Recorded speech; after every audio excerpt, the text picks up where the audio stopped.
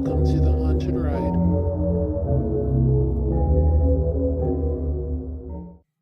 Hello everyone and welcome to the Haunted Ride. I'm your host Melissa Cummins and thank you for joining me today. So I hope you guys are having a great day. I hope you've got your snacks and your tea. Today is actually like the perfect day to tell like ghost stories because it is cold. Like I realized how much I love my dog, which is obviously a lot because I love the cold and I love the rain. I specifically love them if I can stay inside. I love them outside too, but my parents had someone visiting who's sick and I had not been sleeping well, which is always a guaranteed way to get me sick. Especially if it happens, like I'm a weird person. Anything that happens with me is always in threes. So if I haven't slept well for about 3 days and then you introduce me to someone who's sick and I continue to not sleep well, like that night, for instance, I'm probably going to get whatever it is they have. So she's like, this is great. Fantastic. And she has a virus. And I'm like, I'm a virus prone person. Like I don't get colds. I get viruses. It's like really rare for me to just get a cold. And in all honesty, I'd rather just get the virus because like it's 3 days of feeling like utter and complete crap and then you're done. With a cold, like can be like 2 weeks of stuff. And I just, nah, I'll take the virus. I'll just take the virus, honestly. But as I feel like I'm beginning to put it out to the universe that I would like to get sick, universe, I do not want to get sick at all. I'm good. Thank you very much. So today we are going to continue talking about the Ghost of St. Augustine. This is going to be the last episode out of the 3. I think the first episode was really good because it was like focused on, I kind of like how it worked out. The first episode was focused on the fort. The second episode ended on an incredibly terrifying note. And the third episode is going to have some interesting things. So I hope you guys enjoy it. But before we get to that, we are going to have a promo.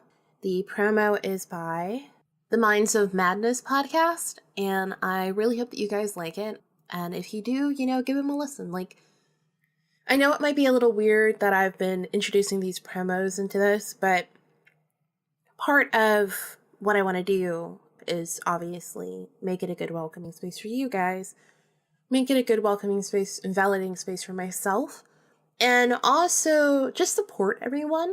I know that might sound a little bit weird, but I don't know. When I first started podcasting, I kind of feel like people just kept all the good ways to like reach out to people and good marketing and SEO ways to themselves. They didn't really want to share it. And I can't be like that because if people didn't pave the way, if they didn't make mistakes and figure out how to solve things and they keep that to themselves, other people are going to make those same mistakes. And it's just going to be like this domino effect of where people could have just gotten a leg up and been like, oh my God, you made this mistake. Thank you for letting me know. And now I'm at a better footing. And I don't think that means that you're taking anything away from someone just because you say, hey, I've sort of already been through this and this is what happened with me. Like, maybe, just to share with you, if you happen to come upon this issue, maybe this might help you.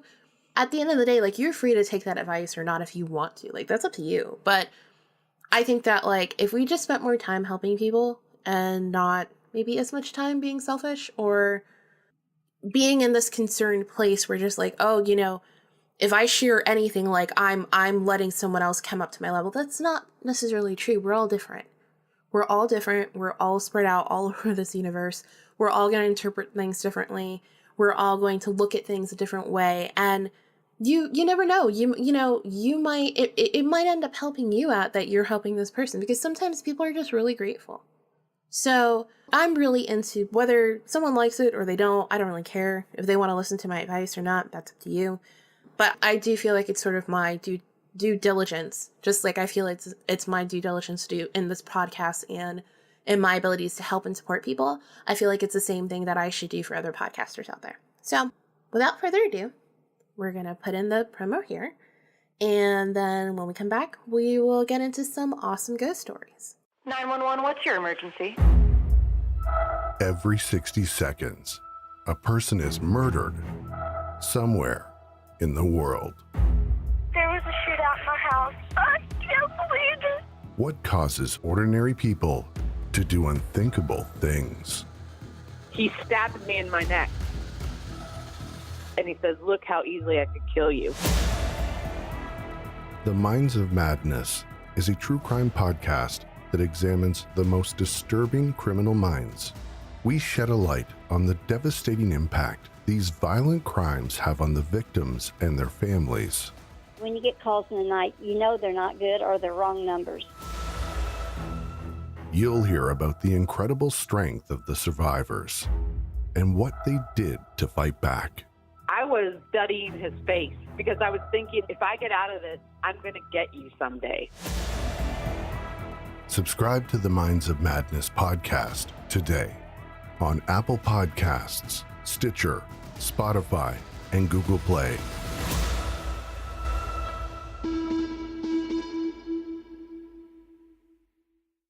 Okay, so the first ghost story is actually just a really sweet little thing.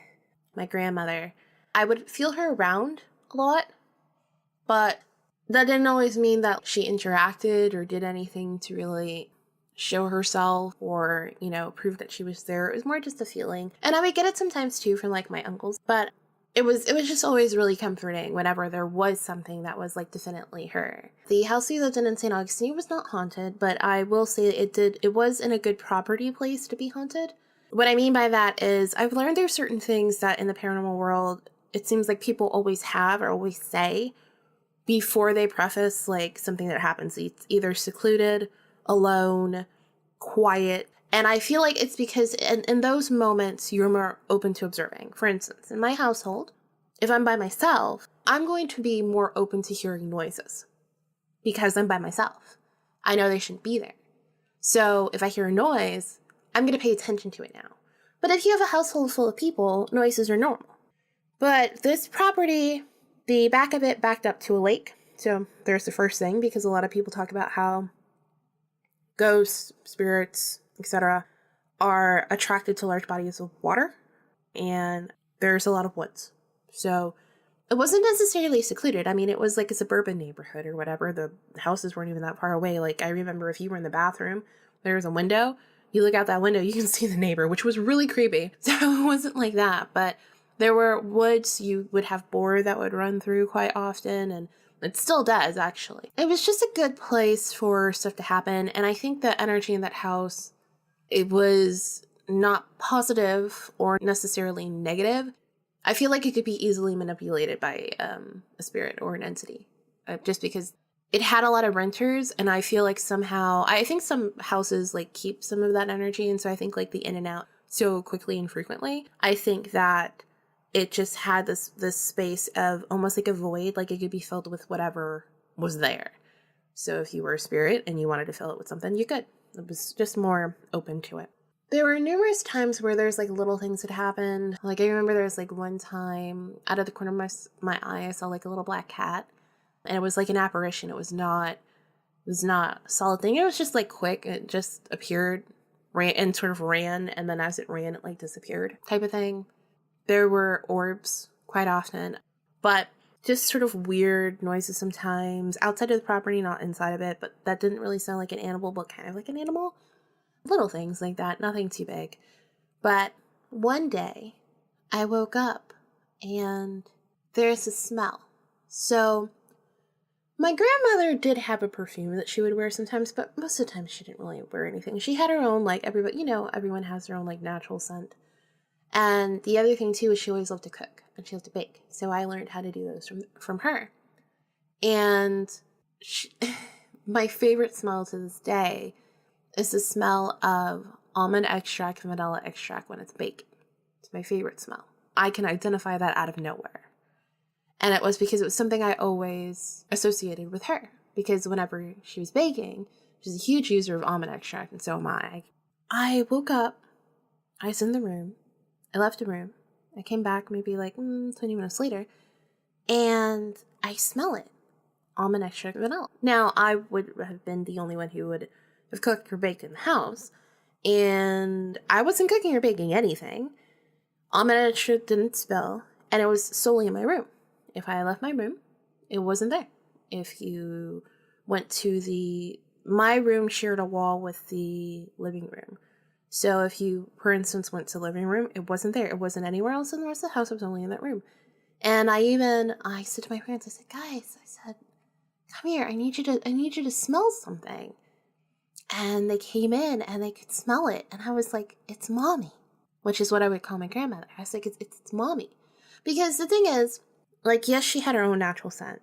But until I tell you the story, where I'm saying, I always associated those smells with her. You wouldn't know that's my favorite smell. You wouldn't know that's what I associate with anyone. And it felt like the light in that room was like a little brighter. It just felt so joyful and so calm and serene and peaceful. And it was so beautiful. And I was like, I knew it was her. Like, there was no question. Like, if I would have gotten that scent and not gotten that feeling, I could question maybe someone's messing with me. But that feeling paired with that scent, it was her. So that was really nice. So the next story is, I had a friend over, and all of a sudden I get a phone call from this girl I know from school. And she says to me, she's like, can you come pick me up? My dad, locked me out of the house. He kicked me out. He won't let me back in. And I've been trying to get back in for, I don't even know how long. It was a while is what she had told me, basically. And I can't stay out here. I need somewhere to go. And when she called me, it was almost midnight. Like, I can't just leave her out there. And I didn't really know exactly where she lived, but I kind of knew the neighborhood of where she lived. So I went and asked my parents. I was like, look, this is what's going on. So-and-so just called me. She said her dad locked her out and she can't get back in, and it's late and it's getting later. She's been trying for so and so forth. Can I go get her and bring her over here just so she has somewhere to sleep and she can figure out in the morning? And my parents kind of looked at one another because, again, it's almost midnight. And she's like, yeah, okay, just be careful. Call me when you get there. I said, okay, cool. So my friend decides to come with me in the car. And I love this car. It still worked up to last year. It was a 1997 Nissan Maxima with a sunroof. I love sunroofs. And that car was it was in mint condition when we got it. And when I had it, it was in mint condition.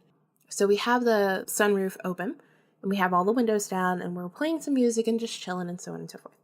So the thing about Florida is, for every major road, there is a back road that takes you the same way.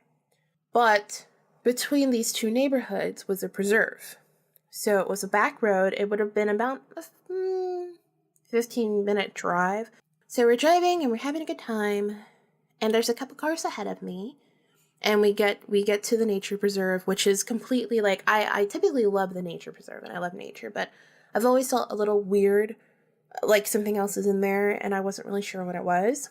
So all the trees bend over at the top.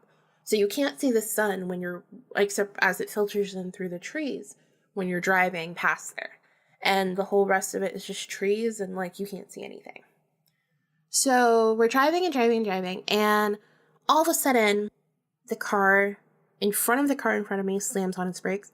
That car slams on its brakes, which causes me to slam on my brakes. I'm like, what the fuck? Why? We were going 45 miles an hour and we were perfectly fine. What happened? I don't see anything. Because again, nature preserve, whole bunch of trees, no street lights at all. So all you've got is your headlights. And something tells me, look up. And I look up. There is what looks like a man, but with wings. He is hanging out basically on the kind of the branches out that would cross over the top of the street. He's hanging over like that. And he's looking at each and every single one of the cars, and he gets to my car, and I look at him, and he smiles. It was complete black, complete black, darker, basically looked like a shadow man, but with wings, a fucking attitude apparently. He smiles at me, and his eyes flash red, and I'm like, what the hell is this? My friend sees him too. So I'm now concerned because he wasn't smiling at the other cars. He didn't smile until he got to mine.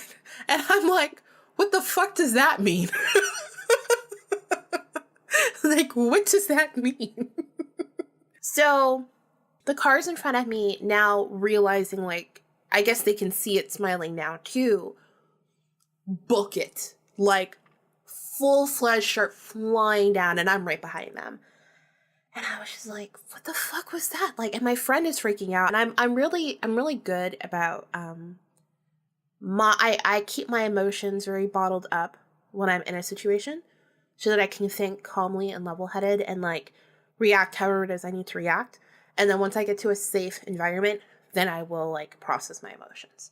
So she's freaking out, and I cannot with her right now because I have my own emotions about this whole thing, and I cannot deal with them right now. I need to go get this girl, and I need to pay attention to the road. And I'm concerned because I don't feel, like, I didn't really feel like it was an entity. I felt like it was a creature. You know the whole, like, Mothman thing? I don't think it was, like, a Mothman. I don't even really know what Mothman looks like, except I'm thinking, like, man wings, so maybe that. But, like, it clearly was not a human being. It was not a human being. Human beings don't have teeth like that. It wasn't like a full straight row of teeth. Like, this bitch had fangs and an attitude, and it was clearly able to interact. And we all saw it. Like, it would have been one thing had I not seen it, but or I had been the only one who had seen it. But my friend saw it, and every car in front of me and 2 cars behind me saw it. And I was just like, no, we're going. We're done going. Gunned it.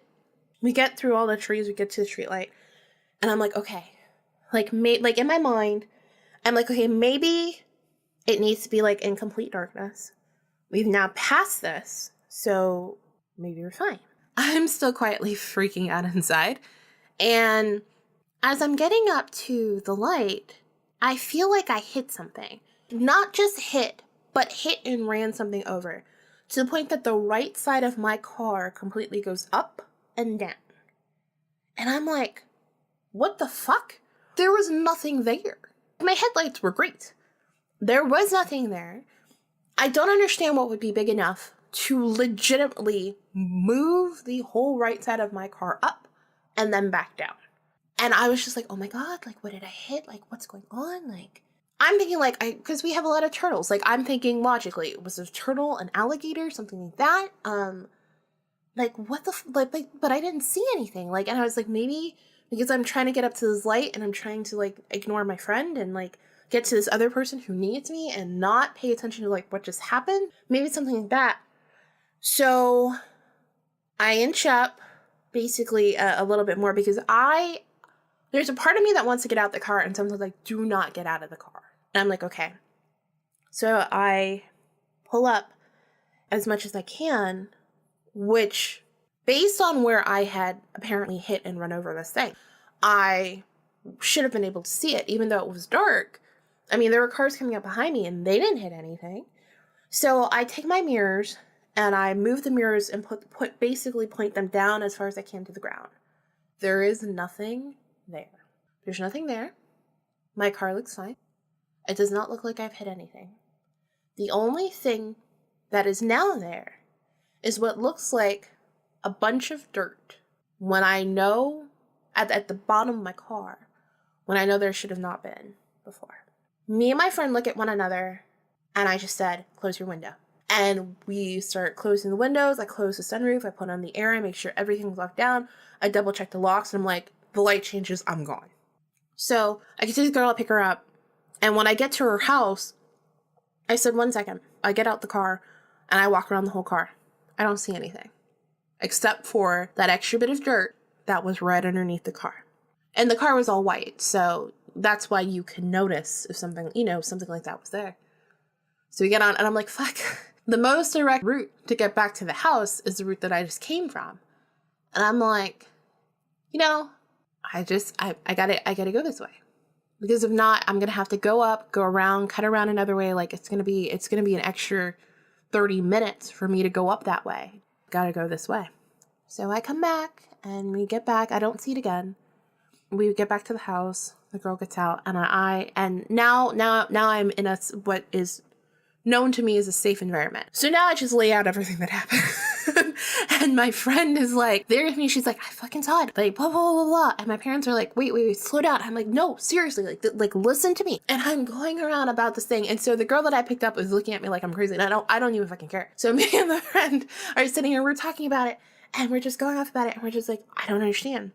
I never saw it again. However, I've also never driven down that road at that time of night again, ever. I still, to this day, I don't know what it is. I don't know, but I've never seen it again. We still drive down there, but we always make sure the sun's out.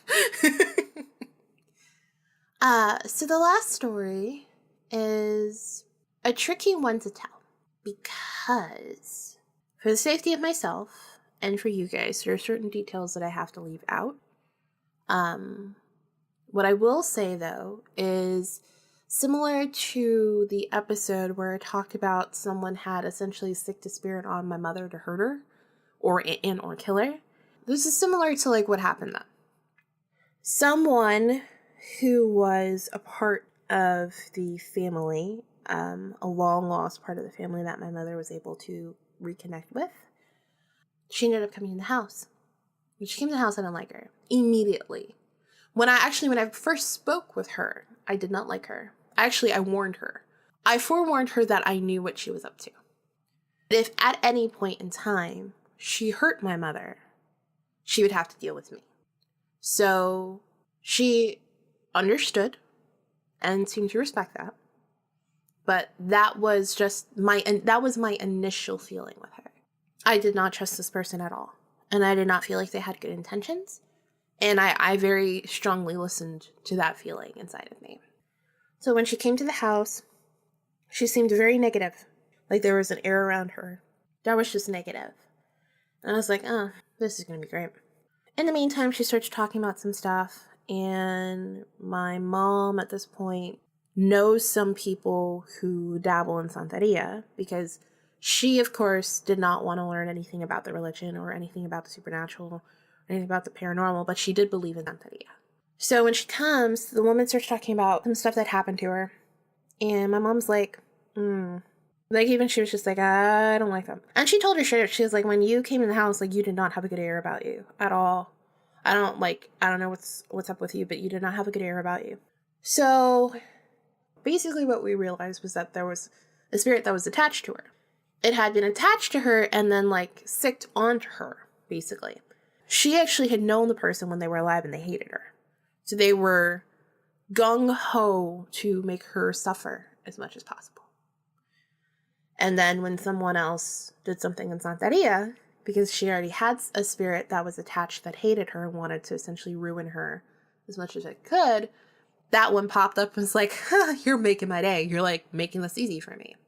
So she brought that spirit with her to the house. And I think that might actually be, like, how we found out, because I think I was just like, you have something with you, it doesn't like you, and I don't like it, and it needs to leave. So essentially what the spirit had now begun to do was anyone who had a good, positive relationship, its goal was to tear it apart. The woman came to the house because she was having issues with her person. My parents started having issues, which wasn't all that rare, but, like, this was different. Like, this was really different. And then I remember feeling extremely frustrated and angry and rageful. But I knew it was not my... And I knew, like, whatever it was wanted me to pick a fight with my husband. And I was just like, first off, these are not my emotions. Where am I getting... Like, at this point, I didn't know I was an empath. I knew I could, like, pick up on people's emotions. I could very easily name and have the sincerity to how they were feeling and be able to tell if they were in, like, a good place or bad place. But I just thought I thought everybody could do that. I didn't really think it was anything special. But this was apparently when my empathic abilities began to pick up, because it was surrounding so heavily in the household, and it was so drenched on this person and now affecting my parents' relationship. So it was both spiritual and emotionally, on this plane level.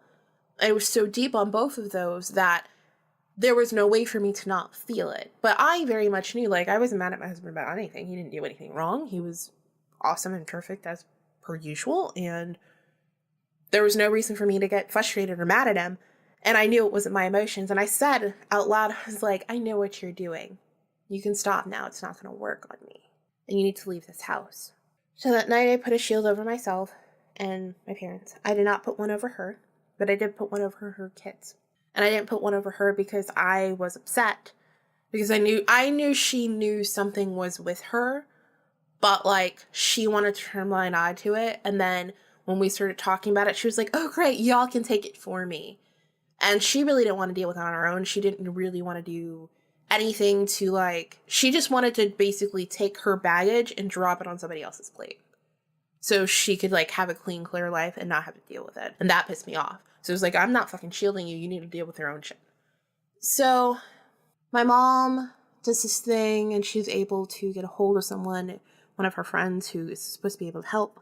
My mom, the woman, and myself all go. I am not in the room with them as they do these things. I really just went more for my mother's moral support. And when they come back, they're kind of chit-chatting about a couple things. But again, I wasn't in the room. I couldn't hear anything. I just had an overall feeling and sense about what needed to be done. And I didn't really understand why. Because, again, I wasn't there. So, how did I know?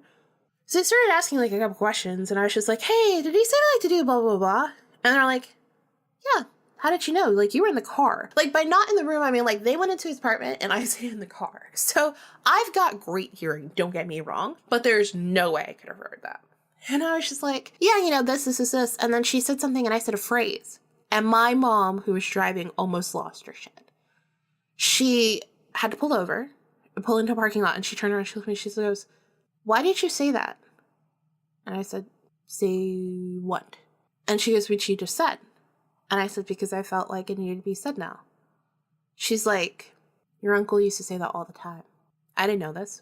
I had no way to know this. And the particular uncle who used to say it was the father of this woman. And in the ceremony that they'd done in the apartment, it had been said there. So again, I was not in there. I was not anywhere where I could hear it. I never got out the car. I only went for moral support. I stayed in the car and I was texting and chatting with my husband. I wasn't paying any bit of attention there. So we came back. We did whatever it was we had to do. But I told the woman, I said, you're not done yet. I said, you have your own issues. And that's why this thing was allowed to attach itself to you. It was affecting you, but you let it. You didn't fight it. And I said, because for instance, when it came into this house and it tried to mess with me, I told it no. It was a simple no. There was no question about it. It wasn't because I was overly strong. Matter of fact, I was exhausted. I wasn't even at a quarter full strength. And I told it no. You let it. And you cannot do that if you really want to get rid of this thing. So she was supposed to come back, have some stuff down. Didn't do it. And basically the thing just reattached itself to her. There was a lot of bad stuff that happened. And my mom had made this comment. She was like, when's the last time you went to the dentist? And she said, oh, it's been years. You need to go to the dentist. Because you need to make sure you go. Because you never know what could happen. So she told her this. And she hadn't gone months later. And there's a whole bunch of bad stuff that happened. A whole bunch of things went on. I ended up getting involved in handling the situation with both the woman and her mother. It was a whole thing. I had told my mother, I said, you're going to get a phone call today. And you're not going to like the news. I said, after the phone call, call me back. And she said, huh? She goes, what do you mean? I said, you'll know when you get it. But you're going to get a phone call and whatever it is, I'm sorry. And I cannot tell you why I felt that way. About maybe an hour later, it was that the woman, she had died. She'd been dead for approximately 3 or so months. That had the funeral and everything. And she had died because there was an abscess in her gums, which had gotten infected with something, and it killed her. It ended up going through her bloodstream and it killed her. And the man who called was the person that woman had been with at the time when she came to the house. And he said, I don't even really know why I called you today. And she's like, I just had to call you. So I did. So that is the last story about St. Augustine. or things that have happened to me while in St. Augustine, I think now would be a good time to say something positive, which is, we all have things that happen in our lives, and we all have things that change and affect us. But if you have a relationship that you treasure and you love, and you feel something is affecting you, that relationship, speak up about it. Talk about it. Communication is one of the greatest tools we have, and sometimes we never use it. So talk about it and be honest. And you don't have to be blunt. You don't have to fight. You don't have to anything like that. But you've got to just be honest. Be honest with yourself. Be honest with your partner. Be honest with your friends. Be honest with your heart. Just be honest. Something I've learned this week. Stay in tune with yourself. You know what's best for you. You really do. And we all have hard times. We all have hard times. We all have times where things just feel like it's too much and it's not getting better and we don't know what to do. And so I will share one of my favorite phrases that I've always said whenever that happens to me and that I always tell other people. And it's, for every bad thing that happens to you, something good will happen to you. Because this world is in a balance with karma. There's not more good or more bad in the world. It is all balanced out. We may not be able to see it or appreciate it, but it's all there. And if our entire lives were nothing but good times, we wouldn't appreciate them because it would be normal. We would normalize positivity. We would normalize peace and goodness and love and hope because we would have never had to struggle for any of those things. And I'm not saying struggling's good, but who you are when you have to struggle for something and who you are when you have to fight for something, that's who you really are deep down inside. That phrase is completely 110% true. So just be true and honest to yourself. Appreciate your life and the lives of those that you care about and you love. And just take care of yourself. I didn't do my famous spiel, which is, subscribe to the show if you like the show. If you would submit a review. I love to read those. I know I got one recently.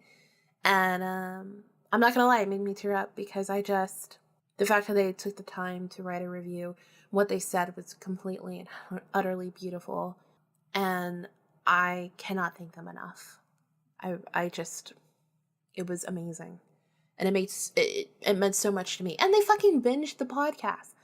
I didn't know anyone did that to this podcast. So it means a lot. And it doesn't just have to, don't just write a review for me. Write a review for any podcast that you love. That is your way of letting that person know you're out there and that you love this thing. Or if you don't love this thing, why? So just, if you've got a couple minutes, just write it on your favorite platform. And if you have a story, send it in, thehauntedride.com, or email it to thehauntedride@gmail.com. So we've got the Patreon. I know probably next week I'm going to start working on the next story, which I already know what it's going to be. It's going to be Elisa Lamb. That story has been done 20 million fucking times. I don't care. It was the first story that I heard that put together both murder and the paranormal, and I was so gung-ho for it, and I looked up everything immediately before I even thought about doing an episode or anything like that. And I mean, this was months ago. So I was just I heard another episode on it recently on someone else's podcast, and I was like, yep, it's going to happen. It's going to 110%, it will happen. So that's going to be the next one. Most important thing, the next 2 episodes, we're done with Phil from Ghosts in the Night. He was my first person I've interviewed on this podcast, which is now something I'm doing is interviews. There was quite a bit of technical difficulty all on my end because my internet connection, I guess because of the weather and the storm that is now in full effect right now, I guess it started affecting things yesterday and it killed my internet connection. I don't even know how many times. And he literally stayed with me for 40 minutes just trying to figure it out and see if we could even do it. And he's always been awesome, but he was completely amazing. So that'll be the next 2 episodes. I hope you guys like them. We are talking about paranormal investigation. Some of the ones he's been on, he talks about that.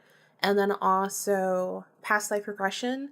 And in past life regression, there's theory time with Melissa, which was fun. So I hope you guys enjoy those. Those will be up for next Monday's episode and the Monday after that.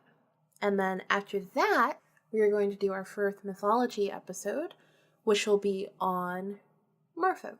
So that is the itinerary for the next couple episodes. I just hope that you guys enjoy everything. I hope you guys continue to like this podcast. I appreciate all your support. Take care of yourself again, and have a good day. Don't let the ghost get you. Bye.